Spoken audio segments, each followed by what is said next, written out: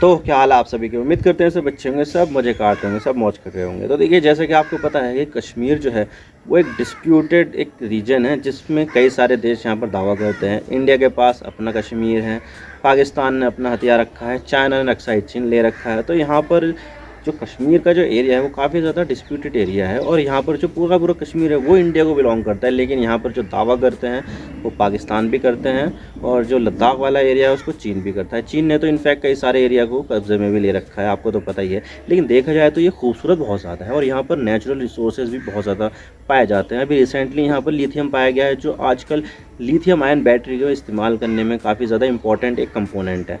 तो यहाँ पर जो एरिया है पूरा पूरा ये बहुत ही ज़्यादा खूबसूरत होने के साथ साथ इकोनॉमिकली वायबल भी बहुत ज़्यादा है। तो इसी वजह से जो देश हैं ये आपस में लड़ रहे हैं कि भाई मुझे चाहिए ये, मुझे वो चाहिए, मुझे ये चाहिए। और जो पाकिस्तान ऑक्यूपाइड रीजन उसमें एक एरिया आता है गिलगित बाल्तिस्तान, जिसको वो आज़ाद कश्मीर बोलते हैं।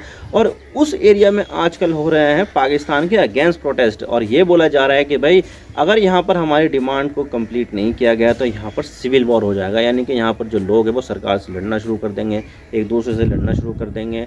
और इसके अलावा हम यहाँ पर इंडिया के साथ मर्ज कर जाएंगे और करगिल में जाके बस जाएंगे। करगिल में आपको बता दूं कि इंडिया का एक रीजन है जहाँ पर मोस्टली मुस्लिम्स रहते हैं, और जो गिलगित बाल्तिस्तान का जो इलाका है उसमें रहने वाले लोग भी मुस्लिम्स हैं। तो ये जो मुस्लिम्स एरिया पाकिस्तान के अंडर में है, वो सारे के सारे जो लोग हैं वो यहाँ पर इंडिया में आना चाहते हैं। तो आज इसके बारे में पूरी डिटेल के साथ बात करते हैं कि मामला क्या है। लेकिन उससे पहले अगर आप चैनल पर नए हो तो सब्सक्राइब जरूर कर देना चैनल को। वीडियो अच्छा लाइक करो या डिसलाइक करो, इन चैनल को सब्सक्राइब जरूर कर देना। तो चलिए शुरू कर देते हैं। किसी से डरेंगे आप लोग ना, किसी से झुकेंगे।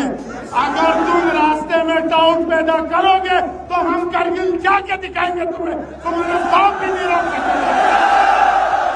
जाओगे नहीं जाओगे करगिल, जाओगे नहीं जाओगे करगिल। इन दहशतगर्दों को रास्तों से हटाओ। मेरे पास 2 FIR है। जो आगा के ऊपर जाली FIR की उसका नंबर 104-23, और उसके अलावा एक और जमीनी मामला पे किसी पे FIR हुई उसका नंबर भी 104-23। तो हमारी इधर बैठी हुई काली भेड़े हमारी इस आवाम को क्यों भड़का रही है? सच बताओ, क्या क्या दफा तुमने हमारे आगा के ऊपर लगाए हैं?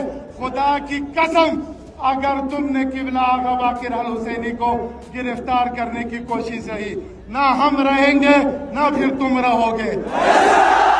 हमारे खून में सहूलतकारी है, ना सहूलतकारी करेंगे, फिर करगिल का रास्ता दरवाजा तोड़ के करगिल जाएंगे।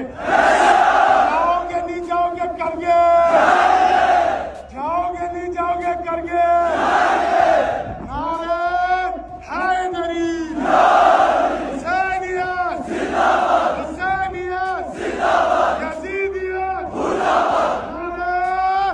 तो देखिए, लोगों की शिकायतें तो पहले से ही पाकिस्तान की सरकार के साथ थी, लेकिन यहाँ पर प्रोटेस्ट शुरू हुए और इसके वीडियो बहुत ज़्यादा सामने आने लगे, और ख़ास करके ट्विटर पर, ट्विटर नहीं अब तो उसको एक्स कहेंगे। तो यहाँ पर एक्स पर बहुत ज़्यादा इस पर वीडियो आने लगे, और सबसे पहले जो इसकी शुरुआत हुई थी वो 25 अगस्त को हुई थी।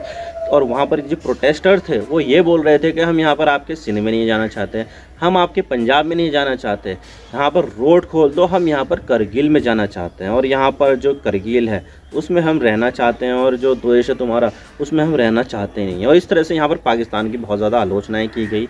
यहाँ पर इंडिया के साथ वो आना चाहते हैं लोग, और वैसे हकीकत भी है, क्योंकि देखा जाए तो जो एरिया है वो अंडर डेवलप्ड एरिया है। अगर आप पाकिस्तान को देखोगे तो वहाँ पर एक्चुअली में देखा जाए तो 4 स्टेट है, जैसे कि खैबर पख्तूनख्वा है, बलूचिस्तान है, सिंध है और पंजाब है। जो 2 है, एक तो आज़ाद कश्मीर और एक गिलगित बाल्तिस्तान वाला एरिया, वो इंडिया की ज़मीन को ऑक्यूपाई कर रखा है। और जो पाकिस्तान का जो भी बजट होता है वो ज़्यादातर पंजाब में जाता है और फिर बाद में सिंध में जाता है, लेकिन जो बाकी के जो एरिया है ना वहाँ पर जाता नहीं है। तो इस वजह से डेवलपमेंट होते नहीं है। और आपको तो पता ही है कि पाकिस्तान में कितनी ज़्यादा समस्या आ रही है, फाइनेंशियल क्राइसिस वहाँ पर आई हुई है। डॉलर का जो प्राइस है वो लगातार बढ़ता ही जा रहा है, उनका जो रुपया है वो गिरता ही जा रहा है, जैसे उसकी औकात है पाकिस्तान की। और जितने भी प्रोटेस्ट हो रहे हैं वो गिलगित बाल्तिस्तान में एक जगह है स्कार्दू काफ़ी ज़्यादा खूबसूरत जगह है, वहाँ पर ये हुए जा रहे हैं। और ये जो जितना भी प्रोटेस्ट हो रहा है POK में, वो सब किस चीज़ के ऊपर हो रहा है? वो हो रहा है ब्लास्फेमी लॉ, यानी कि ईशनंद कानून, यानी कि ईश्वर के खिलाफ आप किसी भी तरह का कुछ बोल नहीं सकते, और ना ही उनके जो मैसेंजर है, जो उनके रसूल है, उनके खिलाफ भी कुछ बोल नहीं सकते।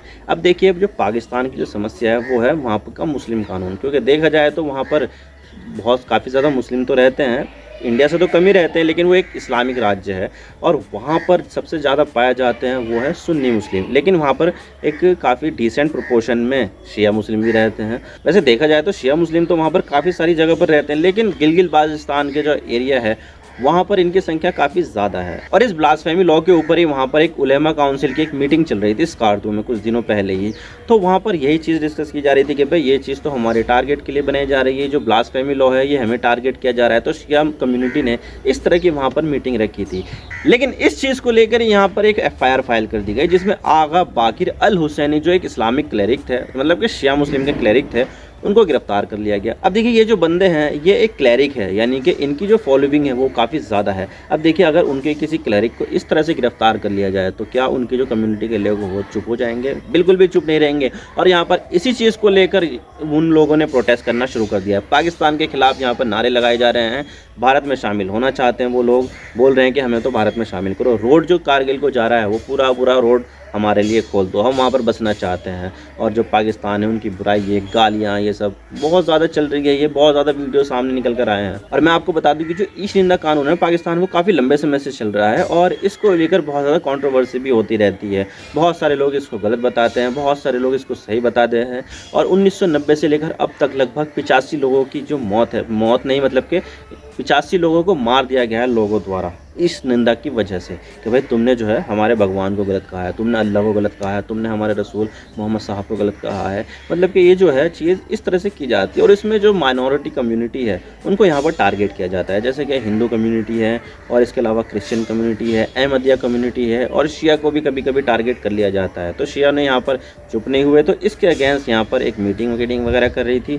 तो इस चीज़ को यहाँ पर पाकिस्तान की सरकार बर्दाश्त नहीं कर पाई और वहाँ पर इस तरह के FIR करना, गिरफ्तार करना और जो प्रोटेस्ट है उनको डिस्पर्स करना, यानी कि यहाँ पर फोर्स का इस्तेमाल कर लिया उन्होंने। और इसी वजह से यहाँ पर जो लोग हैं वो बहुत ज़्यादा गुस्से में हो गए और उन्होंने सिविल वॉर तक की धमकी डाली कि भाई अगर आपने यहाँ पर ऐसा कुछ करते रहे तो यहाँ पर सिविल वॉर हो जाएगा और यहाँ पर फिर पाकिस्तान की सरकार को बहुत ज़्यादा नुकसान होगा।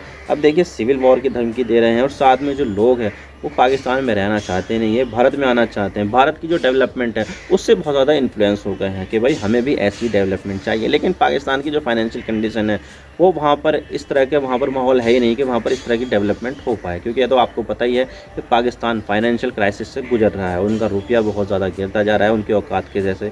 और आपको तो पता ही है कि जो कुछ भी हो रहा है वो इंडिया की टेरिटरी में हो रहा है, इंडिया इसको क्लेम करता है और इंडिया का एक इंटीग्रल पार्ट है ये। लेकिन ये अभी किसके कब्जे में है? पाकिस्तान के कब्जे में है, जो ऑब्वियसली एक इलीगली कब्जा कर रखा है पाकिस्तान ने, और भारत इसको हासिल करना चाहता है। और वहाँ के जो लोग हैं वो भी भारतीय हैं, क्योंकि देखा जाए तो अगर टेरिटरी अगर भारत की है तो वहाँ के जो लोग हैं वो रहने वाले भी तो भारतीय होंगे, तो वो भी भारत आना चाहते हैं। लेकिन यहाँ पर जो पाकिस्तान की जो सरकार है वो अपनी जो टॉर्चर करने वाली नीति है, दमनकारी नीति है, उसको अपना रही है कि भाई हम यहाँ पर ऐसा होने नहीं देंगे, ये कैसा कर लिया तुमने, इस तरह से थोड़ी ना होता है, हम यहाँ पर आपके खिलाफ एक्शन लेंगे, हम यहाँ पर आपको गिरफ्तार कर लेंगे। यानी कि इस तरह की जो हरकतें हैं वो चलती है वहाँ पर। और भारत को इससे फ़ायदा है, क्योंकि देखा जाए तो सबसे पहली चीज़, अगर भारत को वो एरिया पाकिस्तान के कब्जे से छुड़ाना है और अपने अंदर लेना है तो सबसे पहले उस एरिया को ही कब्जे में नहीं करना चाहिए, बल्कि उनके जो लोग हैं उनको भी अपने पक्ष में करना चाहिए। और वहाँ का जो माहौल है वो लग रहा है कि वो भारत में पक्ष में लगातार आता जा रहा है। और अगर ऐसा होता है तो भारत को कोई ज़्यादा मुश्किलें होगी नहीं।